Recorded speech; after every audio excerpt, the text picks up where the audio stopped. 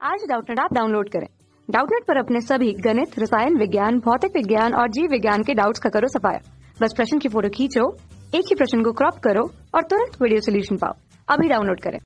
Hello student, तो question है, यदि व्यास के सापेक्ष चक्ति का जड़त्व आघूर्ण I के रूप में दिया जाता है, तब समान चक्ति का इसके तल के लंबवत और इसकी रिम से गुजरने वाली अक्ष के सापेक्ष जड़त्व आघूर्ण होगा। तो देखिए, यहाँ हमें दे रखा है एक चक्ति का जड़त्व आघूर्ण I, वह भी उसके व्यास के सापेक्ष। तो देखिए, यदि हम चक्ति का उसके केंद्र के सापेक्ष जड़त्व आघूर्ण लिखें तो वह होता है mr²/2 और चक्ति का उसके व्यास के सापेक्ष जो जड़त्व आघूर्ण होता है वह होता है mr²/4।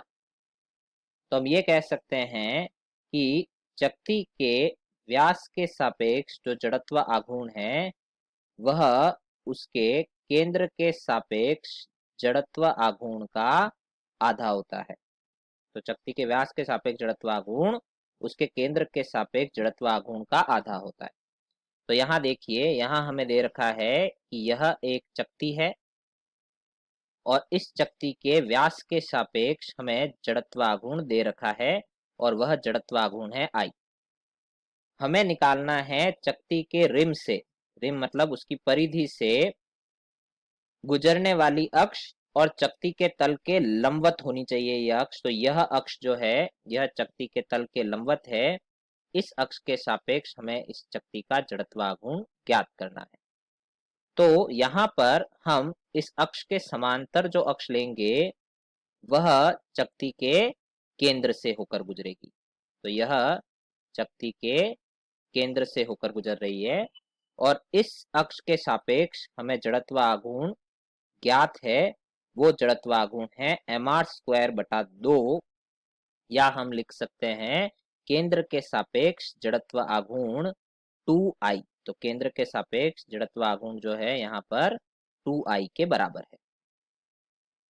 अब यदि हम इस AB अक्ष के सापेक्ष जड़त्व आघूर्ण निकालना चाहते हैं तो हम समांतर अक्षों की प्रमेय का उपयोग करेंगे कि AB अक्ष के सापेक्ष जड़त्व आघूर्ण होगा इस चक्ति के द्रव्यमान केंद्र से गुजरने वाली अक्ष जो कि AB के समांतर हो। तो यह अक्ष जो इसके केंद्र से गुजर रही है यह AB के समांतर है। इसके सापेक्ष जड़त्व आघूर्ण है 2I प्लस चक्ति का द्रव्यमान इंटू दोनों अक्षों के मध्य की लंबवत दूरी। तो देखिए, इस बैंगनी रेखा से जो ये दूरी दिखाई गई है यह है इन दोनों के मध्य की लंबवत दूरी जो होगी इसकी त्रिज्या के बराबर। तो यहाँ पर कुल जड़त्व आघूर्ण AB के सापेक्ष आ जाएगा 2I + mr²। तो अब यहाँ से यदि हम mr² का मान निकालें तो mr² का मान क्या होगा, देखिए कि व्यास के सापेक्ष जो जड़त्व आघूर्ण है वह हमें दे रखा है I और वो होता है mr²/4 के बराबर। तो यहाँ से mr² का मान हमारे पास आएगा 4I। तो इस मान को यदि हम यहाँ रखें तो देखिए 2I + 4I यानी 2I + 4I टोटल हो जाएगा 6I। यह होगा इस चक्ति के रिम से गुजरने वाली और तल के लंबवत अक्ष के सापेक्ष जड़त्व आघूर्ण, यानी हमारा ऑप्शन फर्स्ट सही है। कक्षा 6 से 12वीं से लेकर नीट, IIT, JEE वो एडवांस के लेवल तक 1 करोड़ से ज्यादा छात्रों का भरोसा। आज ही डाउनलोड करें डाउटनेट ऐप या व्हाट्सएप करें अपने सारे डाउट्स 8400 400 400 पर।